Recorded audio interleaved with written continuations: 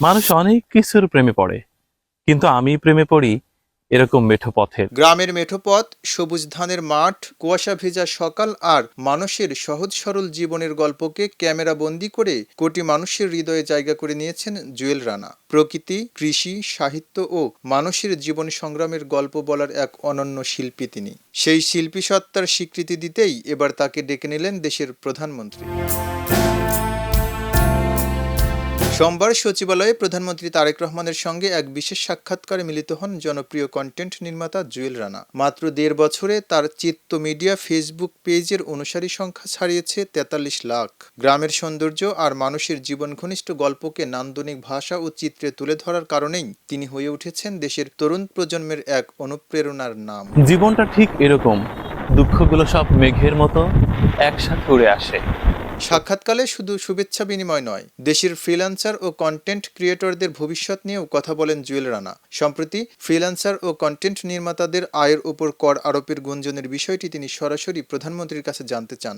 জুয়েল রানার বক্তব্য শুনে প্রধানমন্ত্রী তাৎক্ষণিকভাবে সংশ্লিষ্ট কর্মকর্তাদের বিষয়টি খতিয়ে দেখার নির্দেশ দেন। একই সঙ্গে তিনি স্পষ্টভাবে জানান, তরুণদের ডিজিটাল আয়ের ওপর এমন কোনো কর আরোপের পরিকল্পনা নেই। প্রধানমন্ত্রী বলেন, দেশের তরুণরা বৈদেশিক মুদ্রা দেশে নিয়ে আসছে, দেশের অর্থনীতি গুরুত্বপূর্ণ ভূমিকা রাখছে, তাই তাদের কাজের পরিবেশ আরও উৎসাহব্যঞ্জক হওয়া উচিত। জুয়েল রানা বলেন, প্রধানমন্ত্রী তাকে আশ্বস্ত করে বলেছেন, ফ্রিল্যান্সার ও কন্টেন্ট নির্মাতারা দেশের সম্পদ বিদেশে পাচার করে না, বরং নিজেদের শ্রম ও মেধা দিয়ে বৈদেশিক মুদ্রা দেশে আনেন। ফলে তাদের জন্য কোনো ধরনের উদ্বেগের কারণ নেই। এই পথ ধরে মামা বাড়িতে যাওয়ার দৃশ্য। তবে এই আলোচনার চেয়েও বেশি আলোড়ন তুলেছে প্রধানমন্ত্রী ও জুয়েল রানার মানবিক কথোপকথন। জুয়েল রানার ভাষ্য অনুযায়ী প্রধানমন্ত্রী জানিয়েছেন, তিনি দীর্ঘদিন ধরেই তার কন্টেন্ট অনুসরণ করেন। গ্রামের মানুষ, প্রকৃতি, মাঠ ঘাট ও বাংলার চিরচেনা সৌন্দর্যকে তুলে ধরার এই প্রয়াস তাকে মুগ্ধ করে। প্রধানমন্ত্রী জুয়েল রানাকে অনুরোধ করেন, তিনি যেন কখনো এই পথ ছেড়ে না যান।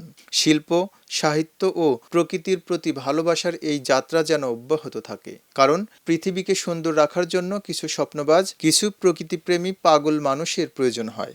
এই জায়গাটি মনে হয়েছে সত্যি নিরিবিলি।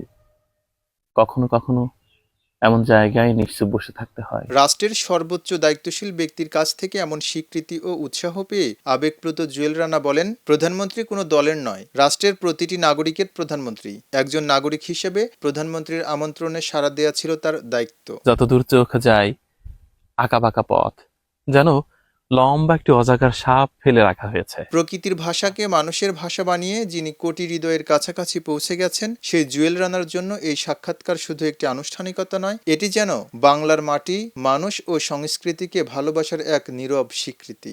আর সেই স্বীকৃতির ভেতরেই যেন লুকিয়ে আছে নতুন প্রজন্মের জন্য একটি বার্তা, আর তা হলো নিজের শেকড়কে ভালোবেসে মাটি ও মানুষের পাশে থাকা।